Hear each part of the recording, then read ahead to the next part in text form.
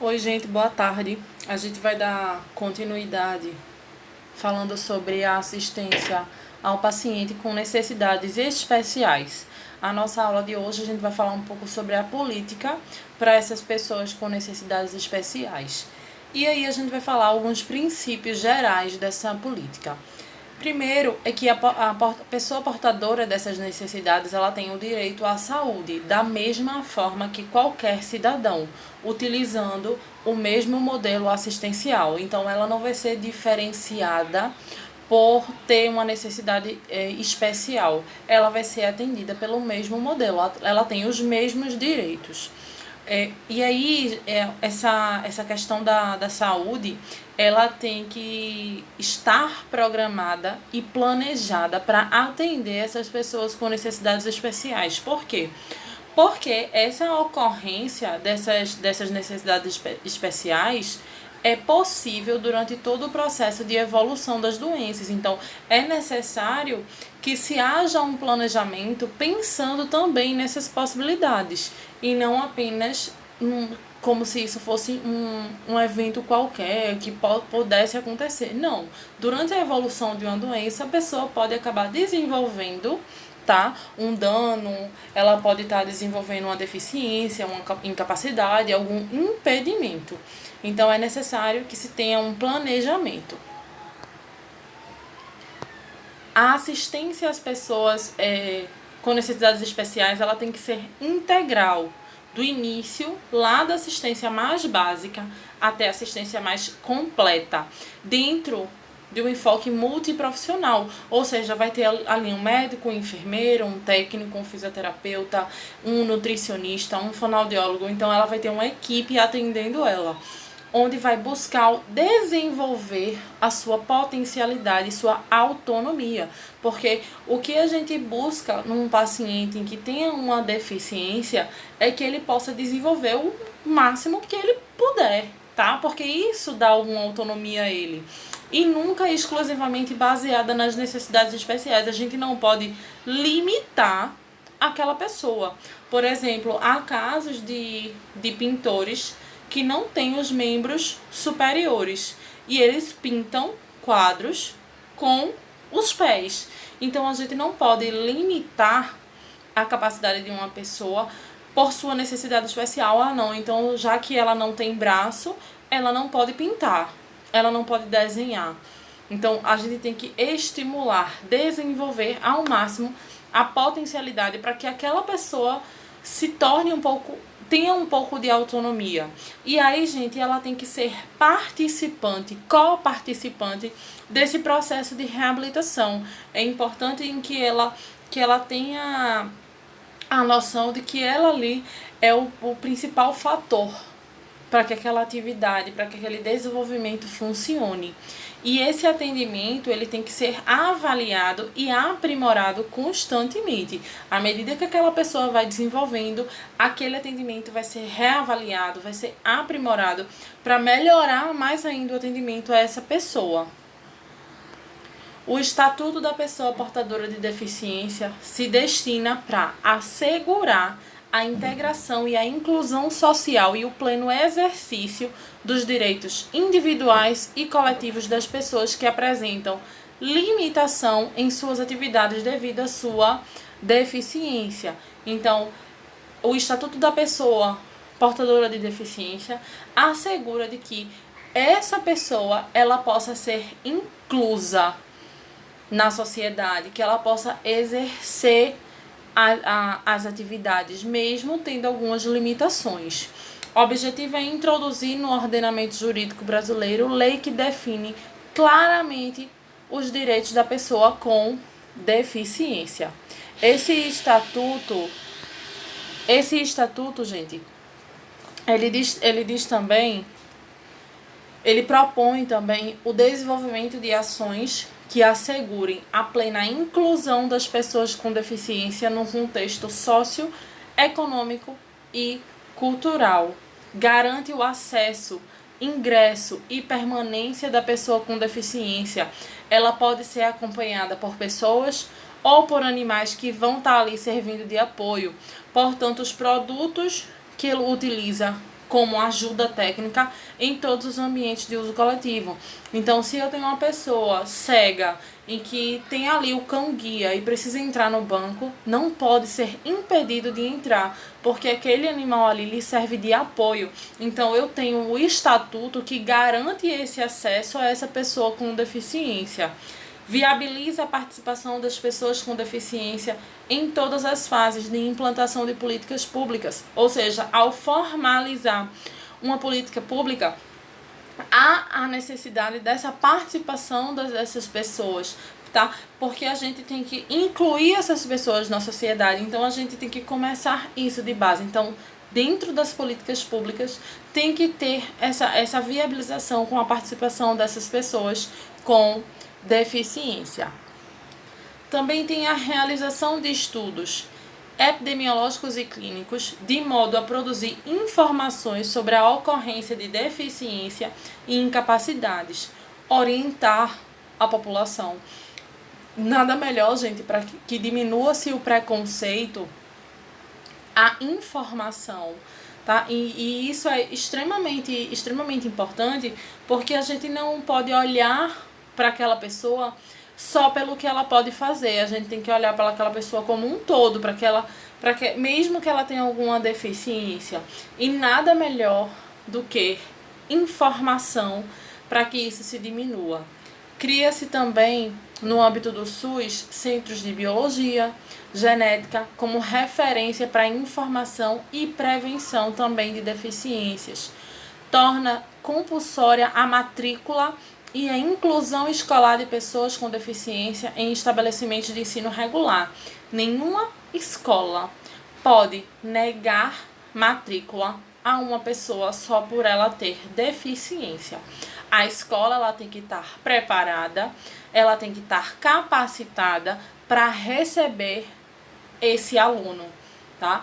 Muitas escolas têm essa defasagem, e aí cabe a pessoa, o acompanhante dessa pessoa com necessidade especial, de decidir se realmente vai manter ela naquela escola ou não.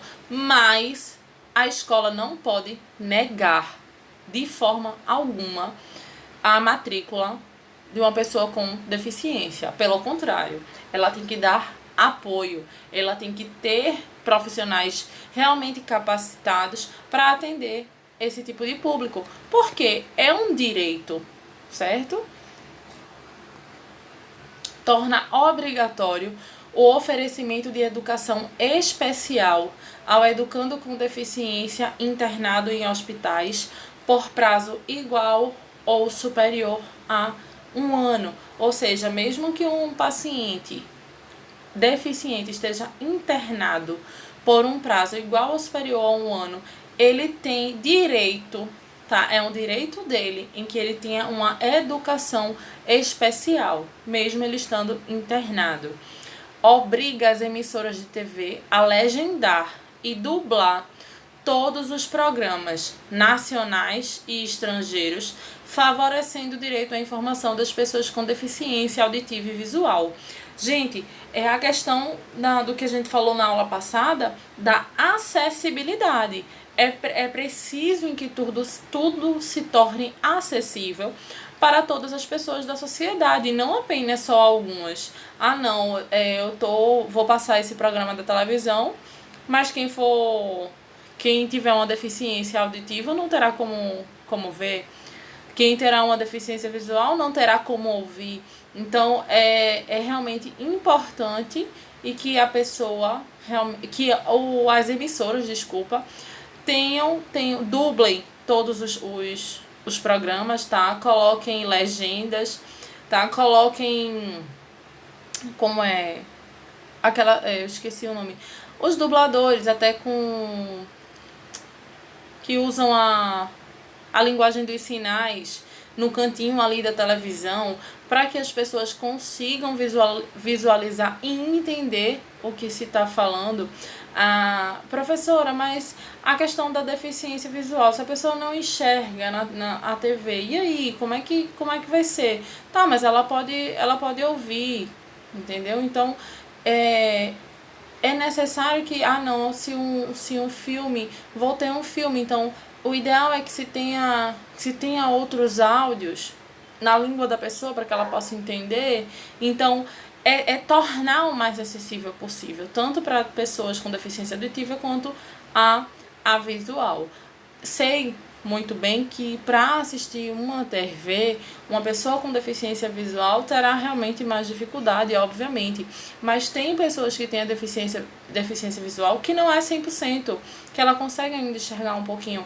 Então, tem a deficiência, mas não é 100%. Então, é necessário que essas emissoras tenham essa responsabilidade para o seu público. Obriga também a inserção da pessoa com deficiência no mundo de trabalho ou sua incorporação no sistema produtivo mediante um regime especial. Hoje, existem nas empresas vagas para pessoas com deficiência física.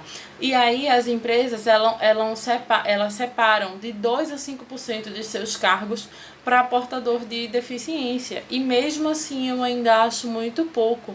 Tá? Então, em toda empresa é obrigatório, é lei, em que ela se contrate profissionais que tenham portadores de deficiência.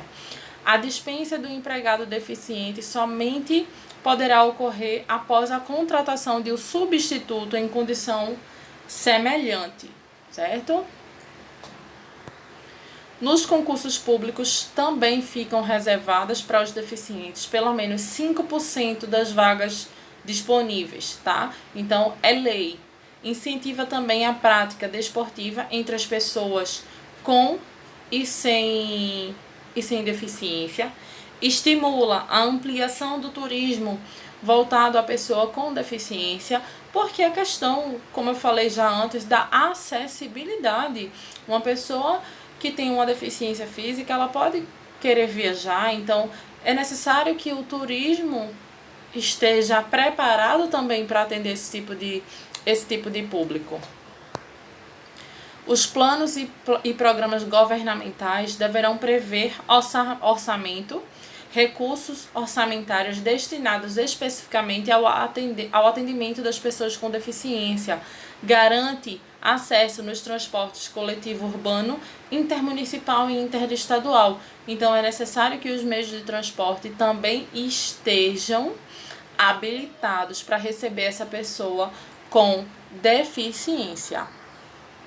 Edifícios, praças e equipamentos esportivos e de lazer, públicos e privados, destinados ao uso coletivo, deverão prever o acesso à pessoa com deficiência ou com mobilidade reduzida. Então, antes, isso aí é no projeto de se construir algo, ele tem que prever, ele tem que colocar esse acesso facilitado a essas pessoas com deficiência, justamente a questão da acessibilidade. Considera crime punível com reclusão de 1 a 4 anos qualquer forma de discriminação, como recusar matrícula em estabelecimento educacional, dificultar acesso ao cargo público, negar trabalho ou assistência médica ao portador de deficiência. Então, é crime, gente. Não é algo só que é lei, não. Além de ser lei, é crime, tá? Você pode ser preso de 1 a 4 anos se discriminar, se recusar uma matrícula, se dificultar o acesso dessa pessoa, negar o trabalho ou uma assistência médica, certo? No Brasil, a lei federal assegura os direitos básicos dos portadores de deficiência. Em seu artigo 8º, constitui como crime punível com reclusão, prisão, de 1 a 4 anos e, além da prisão, multa quem? Primeiro, recusar, suspender, cancelar ou fazer cessar, sem justa causa, a inscrição do aluno em estabelecimento de ensino, de qualquer curso ou grau, público ou privado, porque ele é portador de alguma deficiência. Segundo, impedir o acesso a qualquer cargo público só porque ele é portador de deficiência. É crime. Negar trabalho ou emprego porque ele é portador de deficiência. Não pode jamais. Até porque dentro da empresa tem que ter ali aquela porcentagem de portador de deficiência. E também tem que se olhar para essa pessoa não como se ele fosse incapaz. Não só pelas suas limitações, mas pelo que ele também pode desenvolver. Quarto, recusar, retardar ou dificultar a internação hospitalar ou deixar de prestar assistência médico-hospitalar ou ambulatória, quando possível a pessoa portadora de deficiência, tá? Então, é necessário, gente, que se haja uma consciência da sociedade de que essas pessoas têm os mesmos direitos do que qualquer outra. Ela vai ter algumas limitações? Vai ter, mas a sociedade tem que estar preparada para atender esse tipo de público, certo? Bom, gente, a gente finaliza a aula de hoje. A próxima aula a gente vai falar sobre ações desenvolvidas no sistema de saúde, tá certo? Espero que vocês tenham gostado da aula. Qualquer dúvida é só entrar em contato. Beijos e tenham uma boa tarde.